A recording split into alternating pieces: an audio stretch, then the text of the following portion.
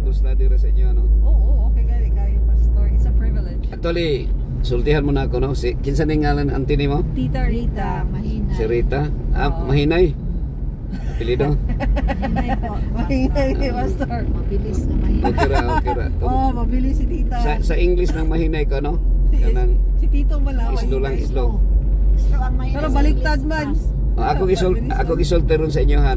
Kuan, kita sa Pilipino, dili kay ta maka-relate ka na mo ingon ang si Kristo nga love your enemies.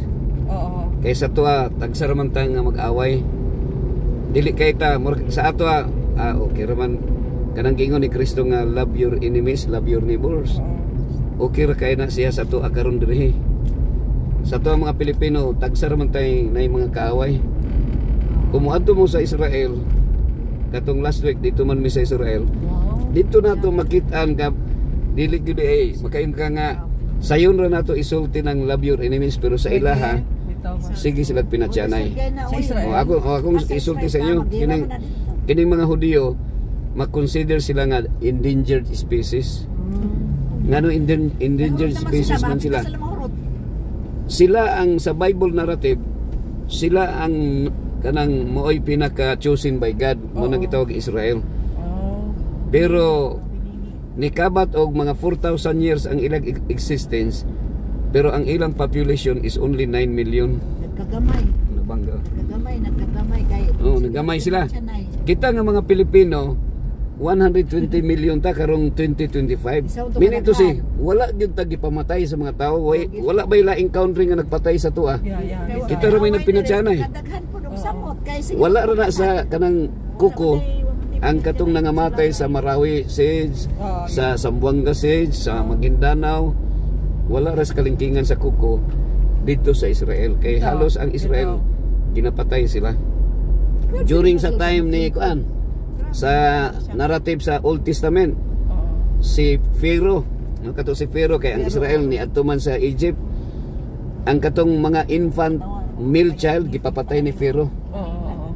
So, ang nahabilin mga babae lang halos.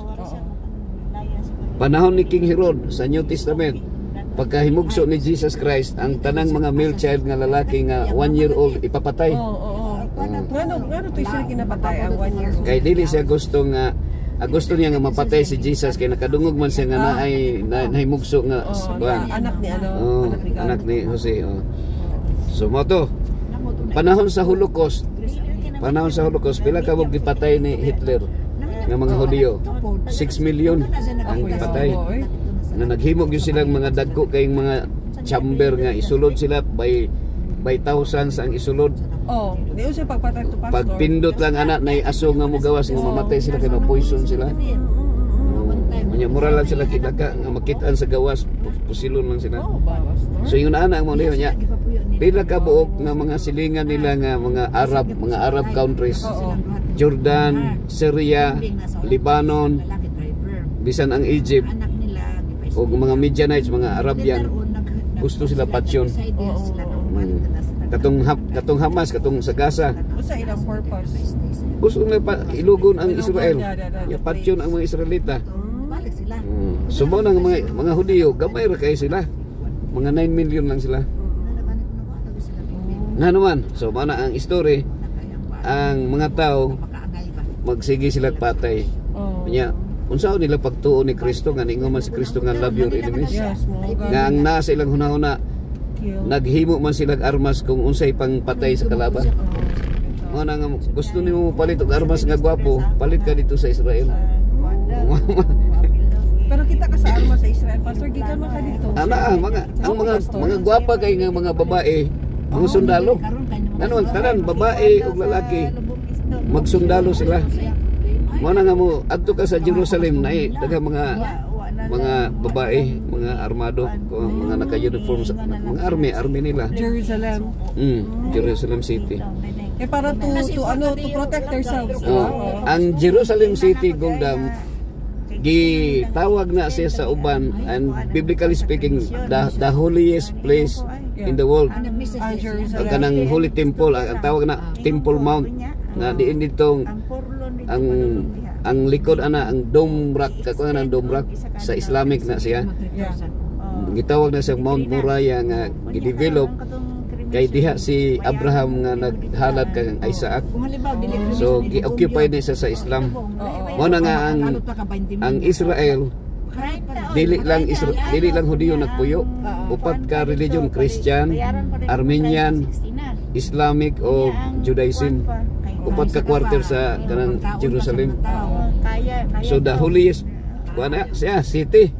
Pero mauna ang pinakadaghang patay sa tanang sa tibuok kalibutan. Israel or Jerusalem? Sa Jerusalem City. Gikan pa sa paglansang ni Kristo sa cross ug hangtod pa sa katong naay mga Byzantine, mga Roman Empire nga ni take over sa sa Israel. Unya naay Ottoman Empire nga ni take over gipamatay ang mga Byzantine, mga Hudiyo apil og kamatay kay naman sa Jerusalem. Unya gikan sa Europe nya pagkahuman pagka na occupy na sa Ottoman Empire sa kanang mga Islamic gi ilugo na pud sa Catholic kanang Crusader, Roman Catholic Crusader. So grabing patay man ka nga ang bato mo ay witness sa kamatay diha sa Jerusalem nga pila ka dugo nga nibanaw diha.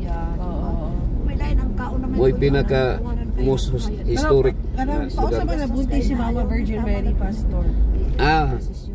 Actually dito man nataw sa Jerusalem, sa Jerusalem si Mary. Si Mary. Nya si Jesus sa Bethlehem. Actually ang istorya to is a mystery. Si Joseph and partner. Kay bisan wala nanguyab si Joseph sa iya ha. Pero nahibaw-an ni Joseph nga nabuntis si Mary. So sa mga Hudiyo bisan nga ni sa Islam bawal na sa ilaha nga mabuntisan ka nga wa pa mo nagkasal. Sa mga Hudiyo nya na sila ipalisi sa unang panahon nga batuon ka, patyon ka. Ingon ana sila ka holy sila ba kanang kung kalit lang mangabit ka, madakpan ka nga nangabit, patyon ka nila. Nagi bato mo nang daghang bato dito sa Israel. Unya pagkuan matay ka si Mary Magdalene dito gibato. So ang nahitabo to gipakitaan man si Gabriel ni appear kay Joseph og niingon nga kining kuan kay iya mang bulagan unta, bulag man siya kay para ang iyang reputation dili madaot kay lali man ka imong uyab na buntisan og laing lalaki siyo bulagan nimo. Pero wala ba silang pahilabot, di ba?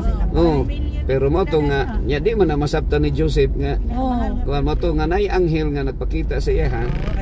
Nga gi-explainan siya nga dunay holy one nga mataw sa usa ka babae sa katauhan ni Mary. Mo to nga nasabtan na niya. So pero ginakuan si Mary sa kung imo nang tanawon sa Netflix ginagukon si Mary kay patyonon siya. Pero pila isog sila noon na kuha sila nagmatrimony sila, nagkasal sila. Nya nataw si Jesus. Nya. Pero kato nga time kay kuan man pag aksyon na nagmanganak siya. Kato nga time mura putog April nga time nga naay kanang gitawag nga offering or kanang gitawag tog nga kanang festival gitawag mga Day of Atonement. So kanang Day of Atonement sa Israel tanang lugar sa mga neighboring country sa Israel, mga gikan sa Jordan, gikan sa Syria, mga mga boundary nila sa Syria, sa mga Palestinian territory. Ang mga religious people mo adto dito kay baghalad og mga karnero dito sa Jerusalem. So nangadto sila. Pag adto nila kay buntis man si Mary, nya mga nakay. Ang purpose nga niadto sila sa Jerusalem kay para mag-alay, sacrificial. Pero kay buntis man siya, so naabtan siya nga mga anak. Karon na may mga hotel dito sa Jerusalem. Karaan naman ang mga hotel yun.